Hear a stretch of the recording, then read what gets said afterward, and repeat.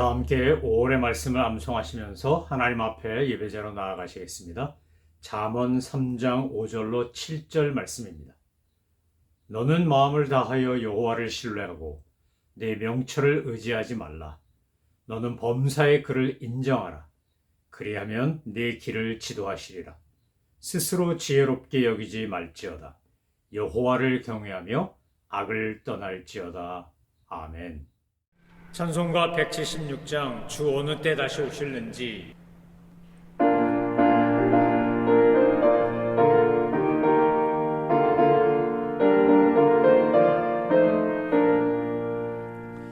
주 어느 때 다시 오실는지 아는 이가 없으니 등 밝히고 너는 깨어 있어 주를 먼저 맞으라. 주 안에서 우리 몸과 마음이 깨끗하게 되어서 주 예수님 다시 오실 때에 모두 기쁨으로 맞으라. 주 오늘에 다시 오신다면 부끄러움 없을까? 잘하였다 주님 칭찬하며 우리 맞아 주실까? 주 안에서 우리 몸과 마음이 깨끗하게 되어서 주 예수님 다시 오실 때에 모두 기쁨으로 맞으라. 주 예수님 맡겨주신 일에 모두 충성 다했나? 내 맘속에 확신 넘칠 때에 영원한 시 얻겠네. 주 안에서 우리 몸과 마음이 깨끗하게 되어서 주 예수님 다시 오실 때에 모두 기쁨으로 맞으라. 주 예수님 언제 오실는지 한밤에나 낮에나 늘 깨어서 주님 맞는 성도 주의 영광 보겠네. 주 안에서 우리 몸과 마음이 깨끗하게 되어서 주 예수님 다시 오실 때에 모두 기쁨으로 맞으라. 하나님께서 오늘 우리에게 주신 말씀은 스가랴서 1장 1절로 6절까지의 말씀입니다. 다리오 왕 제2년 8째 달에 여호와의 말씀이 id도의 손자 베레가의 아들 선지자 스가랴에게 임하니라. 이르시되 여호와가 너희의 조상들에게 심히 진노하였느니라. 그러므로 너는 그들에게 말하기를 만군의 여호와께서 이처럼 이르시되 너희는 내게로 돌아오라. 만군의 여호와의 말이니라. 그리하면 내가 너희에게로 돌아가리라. 만군의 여호와의 말이니라. 너희 조상들을 본받지 말라. 옛적 선지자들이 그들에게 외쳐 이르되 만군의 여호와께서 이같이 말씀하시기를 너희가 악한 길 악한 행위를 떠나서 돌아오라 하였다 하나 그들이 듣지 아니하고 내게 귀를 기울이지 아니하였느니라. 여호와의 말이니라. 너희 조상들이 어디 있느냐? 또 선지자들이 영원히 살겠느냐? 내가 나의 종 선지자들에게 명령한 내 말과 내 법도들이 어찌 너희 조상들에게 임하지 아니하였느냐? 그러므로 그들이 돌이켜 이르기를 만군의 여호와께서 우리 길대로 우리 행위대로 우리에게 행하시려고 뜻하신 것을 우리에게 행하셨도다 하였느니라. 아멘. 스가랴서는 학개서와 함께 이제 성전 재건에 대하여 이야기하고 있는 예언서입니다. 포로로부터 돌아와서 이제 포로기 이후에 사역한 선지자들에게 아주 중요한 과제가 있었는데 그것은 바로 포로로부터 돌아온 이스라엘 백성들이 또는 남은 자들이 가지고 있는 신학적인 질문이었습니다. 이것은 자기 정체성에 대한 질문이기도 합니다. 우리는 누구냐? 과연 우리에게는 하나님이 약속하셨던 그 은혜가 여전히 유효하냐? 우리에게 하나님이 주시는 놀라운 은총이 우리 조상들에게 주었던 것과 같이 똑같이 그렇게 우리에게도 주어지는 것이냐라고 하는 겁니다. 성전은 우리에게 무슨 의미가 있는 것이냐? 성전을 재건해야 된다는데 이 성전을 재건해야 될 필요성, 목적, 이유가 무엇이냐 하는 것이 그 당시 성전 재건을 하던 당시에 포로에서 돌아온 사람들이 갖고 있었던 정체성에 대한 의문이자 질문이었습니다. 오늘 우리도 똑같이 자기 정체성에 대한 질문을 가지고 삽니다. 나는 누군가? 이 시대의 그리스도인이란 어떤 사람인가? 2023년 봄에 시카고에 살고 있는 한인 크리스찬은 어떤 사명과 역할을 가지고 있는 것인가? 우린 이 시대에 어떤 존재가 되어야 하는가? 우리가 가질 수 있는 많은 질문들이 있고 그 질문들에 대한 성경적 대답을 오늘 스가랴서를 통해서 우리는 발견할 수 있습니다. 스가랴서를 이제 한 장 한 장 살펴보기 전에 먼저 그의 구조, 스가랴서가 갖고 있는 구조와 신학적 주제가 무엇인지를 먼저 살펴보려고 합니다. 오늘 1장 1절로 6절은 스가랴서 전체의 서론이라고 할 수 있습니다. 스가랴서는 크게 보면 두 블록으로 나눌 수 있는데 1장부터 8장까지가 전반부고 9장부터 14장까지가 후반부입니다. 이 1장부터 14장까지의 내용은 또 어떻게 보면 세 단원으로 나뉠 수 있습니다. 첫 번째는 바로 1장부터 6장까지고 두 번째가 7장과 8장 그리고 9장부터 14장입니다. 그러니까 1장부터 8장, 9장부터 14장 이렇게 둘로 나눴을 때 앞부분을 또다시 둘로 나눌 수 있다는 겁니다. 그러면 1단원 8개의 환상이 나오는 1장 1절부터 6장 15절까지의 말씀에 보면 이제 스가랴를 통해서 하나님이 8가지 환상을 보여주십니다. 스가랴를 가리켜 비전의 선지자, 환상의 선지자, 꿈의 선지자라고 말하는 이유가 바로 스가랴가 8개의 환상을 이야기하기 때문에 그렇습니다.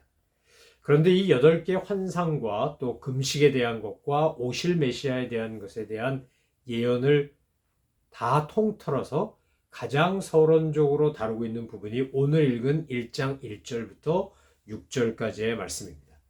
1장 1절에서 6절까지의 말씀에서 자, 이제 하나님께서 원하시는 게 있습니다. 그것은 무엇입니까?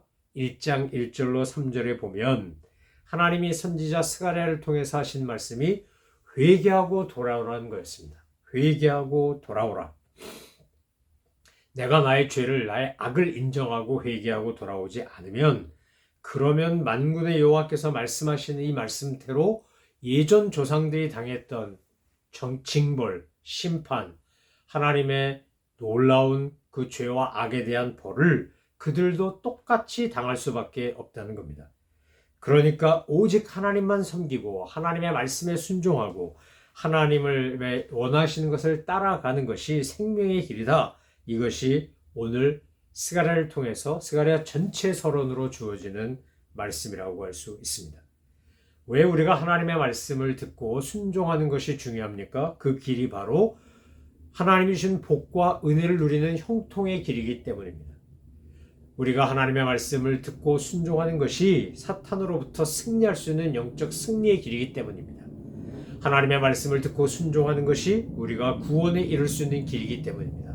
하나님의 말씀을 듣고 순종하는 것이 우리가 이루어질 반드시 성취될 하나님의 말씀을 경험하며 나를 통해 그것이 성취되도록 역사하는 하나님의 파트너가 되는 길이기 때문입니다. 그래서 스가랴서는 8가지 환상을 통하여 우리에게 하나님이 원하시는 것이 무엇이고 갖고 계신 계획이 무엇인지를 이야기합니다. 하지만 스가랴서 전체에서 우리가 놓쳐선 안 되는 것은 9장 이후에 나오는 오실 메시아에 대한 내용입니다. 이 메시아에 대한 예언에서 스가랴는 참 희한하게도 보통 사람들이 생각할 때 메시아 그러면 왕이고 승리자고 권세가 있고 힘이 있는 그런 존재라고 생각하는데 스가랴는 그렇게 예언하지 않습니다. 스가랴가 예언한 메시아는 힘 없는 메시아, 달려 죽음당하는 메시아입니다. 바꿔 말하면 오실 예수님에 대하여 이야기하면서 어떻게 이 무력과 전쟁과 악과 이 모든 것들이 횡행한 세상에서 참된 샬롬, 평화가 오느냐? 그것은 바로 힘에는 힘으로 맞서서 되는 것이 아니라 힘에는 피로, 힘에는 죽음으로, 미움에는 사랑으로, 복수에는 용서로 맞섬으로써 이 모든 세상적인 힘을 다 무력화시키고 그리고 진정한 하나님의 나라를 이루어내는 그런 메시아가 오신다고, 그 오실 메시아가 바로 예수님이라고 스가랴는 예언하고 있습니다. 8가지 환상은 사실은 이제 앞에 나오는 첫 번째 환상과 8번째 환상이 짝을 이루고 두 번째 환상과 세 번째 환상은 또 여섯 번째 환상과 일곱 번째 환상과 짝을 이루고 네 번째 환상과 다섯 번째 환상이 짝을 이룹니다. 그래서 첫 번째와 여덟 번째, 두 번째와 여섯 번째, 세 번째와 일곱 번째, 그리고 네 번째와 다섯 번째가 이렇게 손바닥 두 개처럼 짝을 이루는 구조입니다.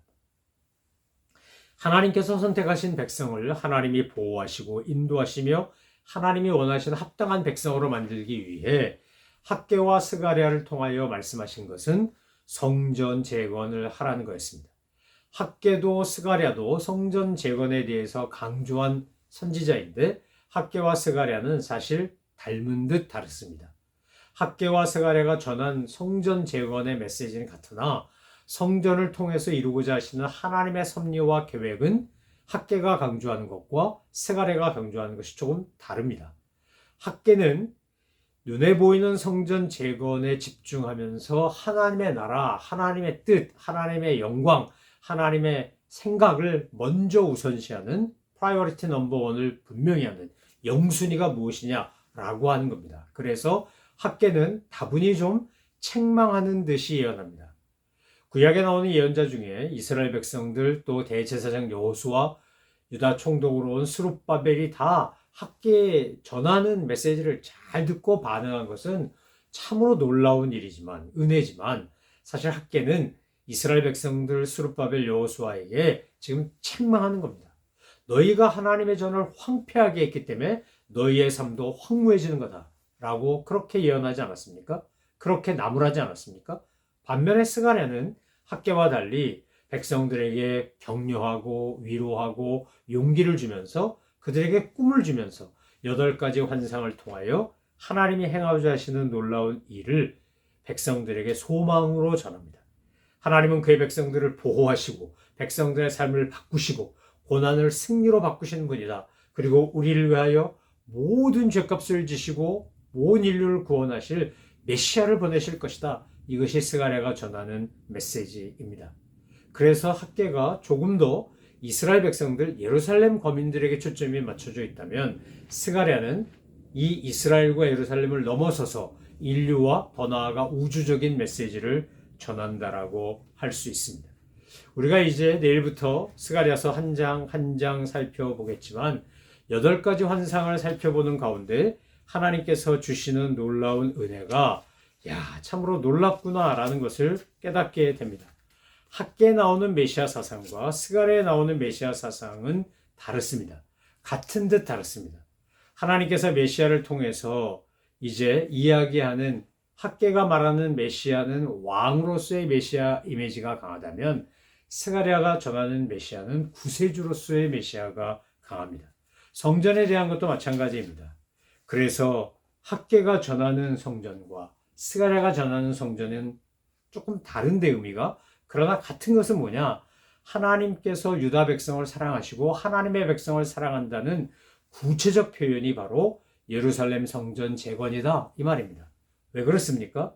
건물이 가지는 의미가 있어서도 그렇고 성전이 하나님이 거하시는 전이기 때문에 또 이스라엘 백성들이 그곳에 와서 하나님을 예배하는 곳이었기 때문에 그렇습니다. 이미 열왕기에서 솔로몬이 기도 가운데 했던 고백, 어떻게 천지 만물을 지으신 하나님이 인간이 지으니 보잘것없는 건물에 머무르실 수 있겠습니까? 라고 했던 그 고백처럼 하나님은 어떤 특정한 건물에 머무실 수 있는 그런 분이 아닙니다. 훨씬 큰 분입니다. 우주를 만드신 분입니다. 그러나 특정한 장소가 의미가 있는 것은 그것이 하나님과 백성 사이의 언약이기 때문에 그렇습니다. 여러분 결혼하고 우리가 결혼 반지를 끼고 다닙니다. 저는 여태 결혼 반지 끼고 다니는데 이 결혼 반지는 그냥 작은 뭐 금반지가 됐건 은반지가 됐건 그냥 링입니다. 그건 아무것도 아닌 거죠. 돈으로 치면 얼마 되지도 않습니다. 그러나 그 반지 속에서 뭘 보는 겁니까? 내가 사랑하는 아내와 하나님 앞에서 여러 증인들 앞에서 약속했던, 언약했던 내가 평생 당신을 사랑하고 돌보고 상호 존경하며 순종하며 그렇게 함께 아름다운 하나님의 가정을 이루어 가겠다고 하나님과 여러 증인들 앞에서 선언하고 다짐했던 것을 상징하는 거기 때문에 결혼 반지가 의미가 있는 거 아니겠습니까? 마찬가지로 성전이 그런 겁니다. 학개와 스가랴가 성전 재건을 촉구하고 성전 재건을 통하여 하나님의 은혜를 경험하라고 강조한 것은 성전이 가지는 의미가 바로 건물, 어떤 빌딩에 있는 게 아니라 하나님의 언약, 약속에 있기 때문에 그렇습니다. 여러분, 인간이 만드는 건물에는 크게 두 가지가 있습니다. 자기 힘을 과시하고 자기를 드러내고 내가 이렇게 굉장한 사람이야 라고 하는 것을 과시하게, 자랑하기 위해 지은 건물들이 있습니다. 저 이집트에 있는 피라미드나 오벨리스크 같은 게 그런 겁니다. 거대한 돌덩이를 가져다가 거기다 조각을 하고 또 돌들을 싸가지고 피라미드를 만들고 스핑크스를 만들고 이거 아무나 할 수 없는 거 아닙니까? 얼마나 많은 사람들이 동원돼서 얼마나 많은 노동력과 경제력이 있었으면 그게 가능했겠습니까? 진시 황제가 만리장성을 쌓다가 결국은 끝내지 못했지만 중국에서 왕조가 바뀔 때마다 그것을 이어서 짓는 바람에 정말 지금 그레이트 월이라고 하는 만리장성, 달나라에서도 보인다는 그게 쌓여진 거 아니겠습니까? 인간이 만드는 모든 건축물에는 자기를 드러내고자 하는 게 있습니다. 그러나 하나님이 지으라고 했던 성전은 인간을 드러내려고 하는 게 아니라 보잘것없는 인간을 사랑하시는 하나님의 사랑, 우리를 돌보시는 하나님의 은혜가 있기 때문인 겁니다. 그리고 성전 재건축을 통하여 이제 포로에서 돌아온 사람들이 자기 정체성을 확인하는 아주 경험적인 사건이기 때문에 성전 재건을 하라고 그렇게 강조한 겁니다. 우리의 과거의 역사와 현재 우리와 앞으로 미래의 우리를 연결하는 하나의 연결고리로 정체성을 상징하는 것으로서 성전 재건이 필요했기 때문에 하나님은 학개를 통해 스가랴를 통해 성전 재건을 촉구하고 그것을 완성하도록 격려한 것입니다. 성전은 하나님의 축소판, 하늘나라의 축소판이고 하나님의 내재적 초월성을 상징하는 것이기 때문에 그렇습니다. 더군다나 성전 재건을 통해서 그들은 포로 이전 시대의 이스라엘과 포로 이후 시대의 이스라엘, 그러니까 포스트 엑사일 커뮤니티가 어떻게 하나님의 공동체로 커뮤니티로 홀리 커뮤니티로 거듭나는가를 경험적으로 알게 하는 것이 성전 재건이었기 때문에 하나님은 그것을 강조하신 겁니다. 그리고 다윗에게 주셨던 언약, 하나님이 하신 그 언약이 이제 성전 재건을 통하여 이스라엘 백성들에게 다시 우리에게 그 언약이 살아나서 여전히 우리에게 유효하다라고 하는 그런 믿음의 고백을 하도록 하기 위한 것이었습니다. 그러니까 성전 재건은 하나님을 위한 것이 아니라 사실은 바벨론 포로에서 돌아온 이스라엘 백성을 위한 것이라고 할 수 있습니다. 여러분, 우리가 하나님 앞에 예배하고 경배하고 성전 건축하고 예배당 건축하고 뭐 선교하고 봉사하고 하는 거 하나님의 영광을 위해서 하는 거 맞습니다. 그러나 동시에 그것은 그렇게 동참하고 헌신하는 우리에게 하나님이 주신 놀라운 은혜를 경험하는 기회이고 축복의 통로인 것입니다. 오늘 이 스가랴서를 이제 한 장 한 장 살펴보겠지만 스가랴서를 통해서 왜 성전을 건축해야 되는가? 그리고 성전 건축 이야기에 이어서 금식 얘기가 나오고 또 이제 오실 메시아에 대한 이야기가 나오고 하는 것을 통해 성전이라고 하는 매개체를 통해 하나님의 은혜가 있듯이 예수님 오실 메시아를 통해서 이미 우리에겐 오신 메시아인데 이 이스라엘 백성들 당시 스가랴서가 쓰여지고 읽혀졌던 첫 번째 독자들에게는 앞으로 오실 메시아를 통해서 하나님의 영광과 능력과 은혜와 임재가 계속해서 지속되고 영원하다는 것을 깨닫게 하는 겁니다. 눈에 보이는 성전, 더 나아가서 이제 성령님이 거하시는 내 몸으로서의 성전, 그리고 영원한 하나님 나라로서의 성전을 바라보며 나아가도록 그렇게 주님은 역사하는 것입니다. 사랑하는 성도 여러분, 오늘 우리가 학개서를 이어서 스가랴서를 살펴보면서 성전 이야기를 계속하게 될 터인데 그것은 단순히 빌딩만을 말하지 않는다는 사실을 분명히 기억하시기 바랍니다. 빌딩이 의미가 없다는 말 아닙니다. 건물이 무가치하다는 말 절대 아닙니다. 왜냐하면 건물이 가진 상징성을 절대로 무시할 수 없기 때문에 그렇습니다. 한국에서 고 김영삼 대통령이 대통령일 때 조선 총독부로 쓰여졌던 중앙청을 부셔버렸습니다. 찬반양론이 있었습니다. 사람에 따라 저거를 도리어 바라보면서 우리가 잊지 말자, 일제의 강점기를 잊지 말자라고 하는 사람도 있었고 저것은 수치와 굴욕의 상징일 뿐만 아니라 조선 왕조를 대표하는 경복궁을 가로막는 것이니까 부셔야 한다라고 하는 주장도 있었습니다. 결국은 없애버렸습니다. 그러고 나니까 경복궁이 보이고 광화문이 보이고 하면서 이제 다시 자리 잡기를 하고 있습니다. 요즘 한국에서 그 광화문 앞에 경복궁 앞에를 파보니까 원래 임금이 백성들을 만나던 자리, 과거 시험을 본다든지 이런 자리가 일제가 거기다 더 덮어버리고 철로를 놨던 것이 이번에 드러났습니다. 여러분, 건물은 정말 그것이 가지고 있는 아무것도 아닌 것 같아도 굉장한 상징적 의미가 있습니다. 텍사스 휴스턴에 가면 그곳에 가면 피라미드 위에 거꾸로 매달린 오벨리스크 같은 그런 상징적인, 물론 아주 미니어처지만 그런 건축 조각이 하나 있답니다. 저도 가보진 못하고 자료만 살펴보았는데 그것은 거꾸로 매달린 오벨리스크입니다. 피라미드 꼭대기에 거꾸로 매달린 오벨리스크. 그 작품을 만든 사람은 인간의 권력, 인간의 힘이란 유한하고 자연의 힘, 예술의 힘은 영원하다라고 하는 것을 이야기하고 싶어서 그렇게 만들었답니다. 여러분, 오늘 우리가 예수님의 십자가 사건을 통해서 구원받고 하나님의 은혜를 경험하고 하나님의 자녀가 되었는데 우리가 정말 귀히 여기고 날마다 재건해야 될 성전은 바로 주님이 십자가에서 피 흘리신 보혈의 공로로 인하여 잃어버린 영혼들이 구원을 받고 그들이 죄와 욕심과 사망의 그늘 아래 있던 이들이 성령님을 모신 거룩한 성전이 되는 그런 성전 재건, 그런 성전의 재건축을 저와 여러분이 이 시대에도 해야 한다는 겁니다. 우리를 통해서 그런 역사를 이루기를 원하시는 하나님 앞에 우리가 온전히 순종하며 그 일을 이루어가는 하나님의 사람들 다 되시기를 주님의 이름으로 축원합니다. 기도하겠습니다. 하나님 아버지, 스가랴를 통하여 저희에게 왜 성전을 건축해야 하는가, 이 성전의 의미가 뭐고 하나님의 성전을 건축해야 되는 이유가 뭔지를 다시 한번 깨닫게 하시니 감사합니다. 하나님 아버지, 저희들이 날마다 성령님이 거하시는 성전을 지어가는 사람들 되게 하시고 잃어버린 영혼들, 죽어간 영혼들 안에 성령님이 거하시는 성전을 재건축하는 저희들 되게 하여 주옵소서. 그래서 장차 오실 약속된 메시아를, 다시 오시겠다 하신 메시아를 맞이하기까지 우리가 날마다 거룩한 성전을 지어가는 하나님의 사람들 다 되게 하여 주옵소서. 감사드리며 예수 그리스도의 이름으로 기도 올리옵나이다. 아멘. 하늘에 계신 우리 아버지, 아버지의 이름을 거룩하게 하시며 아버지의 나라가 오게 하시며 아버지의 뜻이 하늘에서와 같이 땅에서도 이루어지게 하소서. 오늘 우리에게 일용할 양식을 주시고 우리가 우리에게 잘못한 사람을 용서하여 준 것 같이 우리 죄를 용서하여 주시고 우리를 시험에 빠지지 않게 하시고 악에서 구하소서. 나라와 권능과 영광이 영원히 아버지의 것입니다. 아멘.